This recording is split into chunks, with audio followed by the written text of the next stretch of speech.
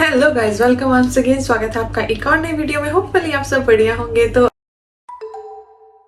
तो again good news आ चुकी है। काफी लोगों को काफी देर से वेट थी मैट ऑस्ट्रेलिया वीजा के वॉलेट के ओपन होने की, कब होगा कब नहीं होगा। काफी जो डेट्स थी उसको लेके कंफ्यूजन चल रही थी, पर अब जो कंफ्यूजन है क्लियर हो चुकी है। ऑस्ट्रेलियन गवर्नमेंट ने डेट्स अनाउंस कर दी है। तो आज की वीडियो होगी डेट्स के बारे में एंड कौन अप्लाई कर सकता है। इस वीडियो को देखने के बाद आपको बेसिक क्लैरिटी मिल जाएगी। उससे पहले अगर आप मेरे चैनल को फर्स्ट टाइम विजिट कर रहे हो तो मेरा नाम है गुरप्रीत कौर। आप देख रहे हैं you me and England live. आप ये चैनल सब्सक्राइब कर सकते हो for more informative videos about foreign life, foreign visa and current update. तीनों ही चीजों की जो इन्फॉर्मेशन है इस चैनल पर टाइम टू टाइम आपको मिलती रहेगी। So do subscribe, press bell icon ताकि आने वाली सारी वीडियोस की नोटिफिकेशन भी आपको मिल पाए। तो डायरेक्टली बढ़ते हैं टॉपिक की तरफ। तो गाइस, आज जो ऑस्ट्रेलियन गवर्नमेंट है उन्होंने फाइनली जो डेट है अनाउंस कर दी है। इसी मंथ में 9 दिसंबर 2024 को जो वॉलेट है वो ओपन होने जा रहा है। कुछ ही दिन पेंडिंग है, आज है 5 दिसंबर। तो आने वाले 3 दिन में ये वॉलेट है ओपन हो जाएगा। और अगेन पिछले वीजा कैटेगरी की तरह ये जो वॉलेट है पूरा 1 मंथ ओपन रहेगा और 7 जनवरी 2024 तक जो वॉलेट है उसमें आप एंटर हो सकते हैं, अपनी एंट्री सबमिट कर सकते हैं। अब बात करते हैं इसके रिजल्ट की। तो जो सिलेक्शन है वो स्टार्ट हो जाएगी 8 जनवरी 2025 से। तो 7 तक आप अप्लाई कर सकते हो। 8 के बाद उन्होंने सिलेक्शन स्टार्ट करनी है। लाइक जो लास्ट वाला वीजा था, lottery visa, holiday and work visa, उसमें क्या था कि मिड में ही सिलेक्शन स्टार्ट हो गई थी। पर इस वीजा कैटेगरी में पहले आप अपनी एप्लीकेशन सबमिट करोगे, सभी के सभी 7 तक जितनी भी एप्लीकेशन जाती है। उसके बाद 8 जन से जो सिलेक्शन है वो स्टार्ट हो जाएगी, जो कि चलती रहेगी अगेन नेक्स्ट 5 मंथ। मई 2025 तक जो टाइम है सिलेक्शन का वो रखा गया है। तो 5 मंथ में अगेन थोड़े थोड़े लोगों को सिलेक्ट करा जाएगा एंड साथ में ही मेल आती रहेगी जो कि लोग सिलेक्ट होते जाएंगे। तो 3000 लोगों को इस वीजा कैटेगरी के थ्रू जो ऑस्ट्रेलिया में मूव होने का चांस है वो मिलेगा। अब क्या इसमें अप्लाई कर सकता है और कैसे आपने अप्लाई करना है। तो अप्लाई करने के लिए जैसे कि जो मैंने टाइम बताया है 9 दिसंबर को जो वॉलेट है वो ओपन हो जाएगा, जिसके लिए आपको इमी अकाउंट चाहिए। अगर आपने प्रीवियस वीजा में अप्लाई करा था तो आपके पास ऑलरेडी इमी अकाउंट क्रिएटेड होगा। पर अगर आपने वीजा में अप्लाई नहीं करा था तो आप ऑस्ट्रेलियन साइट पे जाके अपना इमी अकाउंट क्रिएट कर सकते हैं। अभी से भी करके रख सकते हैं, पर जब ये वॉलेट ओपन होगा उस टाइम पे भी आप इमी अकाउंट क्रिएट कर सकते हैं, उसकी कोई भी प्रॉब्लम नहीं आती। उसके बाद जो फर्दर स्टेप्स है, जैसे ही वीजा का ये वॉलेट ओपन होगा साथ में ही मैं उसकी जो वीडियो है वो अपलोड कर दूंगी। बहुत नॉर्मल सा प्रोसेस रहता है। थोड़ी सी इंफॉर्मेशन जो होती है वो आपको प्रोवाइड करनी पड़ती है, जिसमें कोई भी डॉक्यूमेंट्स नहीं रहते। आप वॉलेट में एंट्री के टाइम कोई भी डॉक्यूमेंट सबमिट नहीं करते, पर अगर आप सिलेक्ट हो जाते हो उस केस में आपको डॉक्यूमेंटेशन रिक्वायर्ड होती है। क्योंकि लास्ट टाइम काफी लोगों का ये डाउट था कि हमसे कोई भी जो एलिजिबिलिटी का डॉक्यूमेंट है वो सबमिट नहीं करवाया गया। तो वॉलेट में अगेन हो सकता है इस बार भी कोई भी डॉक्यूमेंट सबमिट ना करवाया जाए, ओनली वीजा के लिए डॉक्यूमेंट रिक्वायर्ड होंगे। अब बात करते हैं एलिजिबिलिटी की, क्योंकि काफी लोग ऐसे होते हैं कि जो अप्लाई कर देते हैं या फिर कंसल्टेंट्स बोल देते हैं कि आप अपनी फाइल लेके आइए, हम आपका अप्लाई करेंगे, नया वीजा ओपन हो गया है। पर ऐसा नहीं है कि हर कोई इसमें अप्लाई कर सकता है एंड हर कोई सिलेक्ट हो सकता है। ऑस्ट्रेलियन गवर्नमेंट ने बहुत ही टाइट एलिजिबिलिटी क्राइटेरिया रखा है इस वीजा कैटेगरी को अप्लाई करने के लिए। वॉलेट में विदाउट एनी प्रॉब्लम आप जो अपना इंटरेस्ट है शो कर सकते हैं, पर अगर आप सिलेक्ट हो जाते हैं एंड आप एलिजिबिलिटी मीट नहीं करते, उस केस में क्या होगा कि आप वीजा अप्लाई करने के लिए एलिजिबल नहीं होंगे। अगर आपकी चॉइस है आप वीजा भी अप्लाई कर सकते हो, पर उसका 100% जो रिजेक्शन है वो आपको आने वाली है। जैसे कि लास्ट जो अभी वीजा रिसेंटली ओपन हुआ था वॉलेट, उसमें भी बहुत सारे लोगों ने अप्लाई कर दिया विदाउट चेकिंग एलिजिबिलिटी। कुछ लोगों के पास आइल्स नहीं है, स्टडी नहीं है एंड काफी लोग ऐसे हैं उसमें जो सिलेक्ट भी हो रहे हैं। मुझे काफी ज्यादा मैसेजेस आते रहते हैं कि वो सिलेक्ट हो चुके हैं पर उनके पास जो एजुकेशन नहीं है, जो उनके पास जो आइल्स नहीं है, वो आइल्स दे नहीं पाएंगे। तो क्या कोई अब कोई और रास्ता है?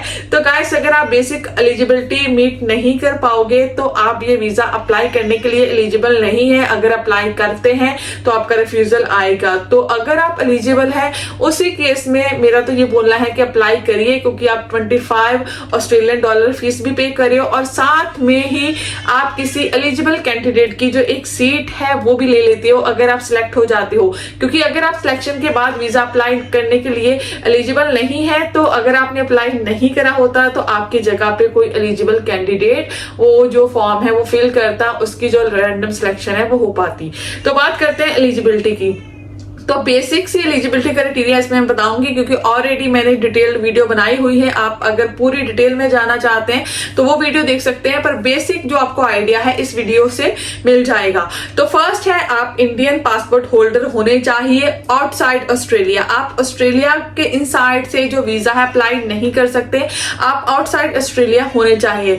उसके बाद जो सेकेंड बेसिक क्राइटेरिया है एज, आपकी एज 30 ईयर तक होनी चाहिए। 18 साल से लेकर 30 साल के बीच में आपकी एज होनी चाहिए। At the time of application आप 31 से कम होने चाहिए। मीन्स की जब आपकी एप्लीकेशन का पूरा प्रोसेस हो उस टाइम तक आपकी एज जब आप वीजा सबमिट कर देते हो। अगर आप 30 कुछ मंथ प्लस भी है, इसको अगर डिटेल में समझना है अगेन वीडियो पोस्टेड है। इसके बाद जो अनदर मेजर रिक्वायरमेंट है ये वीजा अप्लाई करने के लिए वो है आइडेंटिटी प्रूफ। तो यहाँ पे आपका आधार कार्ड नहीं चलेगा, किसी भी कंट्री का और कोई प्रूफ नहीं चलेगा। आपको इंडिया का पैन कार्ड चाहिए, पैन कार्ड नंबर चाहिए इस वॉलेट में एंटर होने के लिए।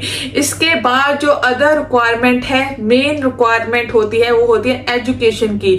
तो यहाँ पे कुछ स्पेसिफिकली फील्ड्स बताई गई हैं, ओनली 6-7 फील्ड्स यहाँ पे मेंशन है, जिसमें अगर आपने स्टडी कंप्लीट करी है अपनी ग्रेजुएशन तभी आप जो है ये वीजा कैटेगरी में अप्लाई कर सकते हो। और सिर्फ ऐसा नहीं है कि ओनली इस फील्ड में आपकी एजुकेशन होनी चाहिए। इसके बाद जो एक चीज इसमें और ट्विस्ट है वो ये है कि यहाँ पे स्पेसिफिकली इन्होंने ऑर्गेनाइजेशन का एक लिस्ट प्रोवाइड करके रखी हुई है कि अगर आप स्पेसिफिकली इन ऑर्गेनाइजेशन से पास आउट हैं रिसेंट 2 ईयर में, देन आप इस वीजा कैटेगरी के लिए वॉलेट में अपना इंटरेस्ट शो कर सकते हैं। अगर आपकी जो स्टडी है लास्ट 2 साल में ये जो लिस्ट है उसमें से नहीं हुई है, उस ऑर्गेनाइजेशन से नहीं हुई है, देन आप अपना वीजा अप्लाई करने के लिए एलिजिबल नहीं होंगे। गाइस इस लिस्ट को गो थ्रू हो जाइएगा। बहुत ही लिमिटेड इंस्टीट्यूट्स हैं इसमें, क्योंकि बेसिकली क्या है कि बहुत लोगों को कंफ्यूजन थी कोर्स को लेके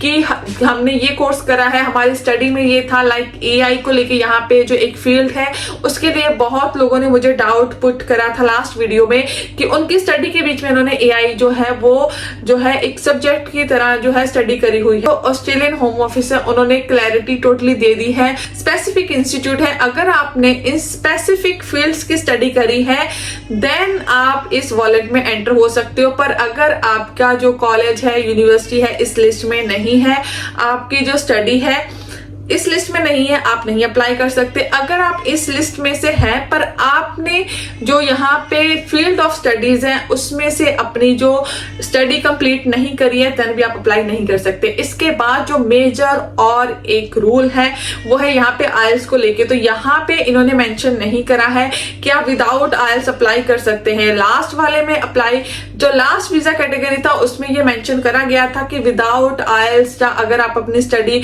अपने इंग्लिश में करी है तो आप अप्लाई कर सकते हो। पर यहाँ पे स्पेसिफिकली ऐसा कुछ भी मेंशन नहीं है कि आप विदाउट आईएलटीएस भी अप्लाई कर सकते हो। लोग इसको लेके कंफ्यूज है कि ऐसा नहीं होना चाहिए, अगर आपने स्टडी करी है तो आप अप्लाई कर सकते हो।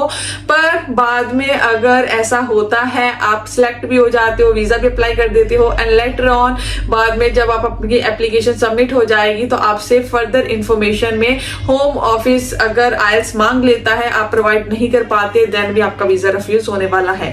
अगर आपके पास आईएलटीएस का स्कोर है आप ये वीजा एप्लीकेशन सबमिट करिए। अगर आपको लगता है कि आफ्टर सिलेक्शन आप रिक्वायर्ड स्कोर जो है वो ले सकते हैं, देन आप अपनी वीजा एप्लीकेशन सबमिट करिए। जो रिक्वायर्ड स्कोर है उसके लिए मैंने सेकंड वीडियो ऑलरेडी बनाई हुई है। और काफी लोग जो ऐसी गलत इंफॉर्मेशन भी फैला रहे हैं कि हो सकता है कि आप कुछ जुगाड़ करके जो अपनी डिग्रीज हैं उनका यूज कर सकते हैं या फिर आप बनवा सकते हैं।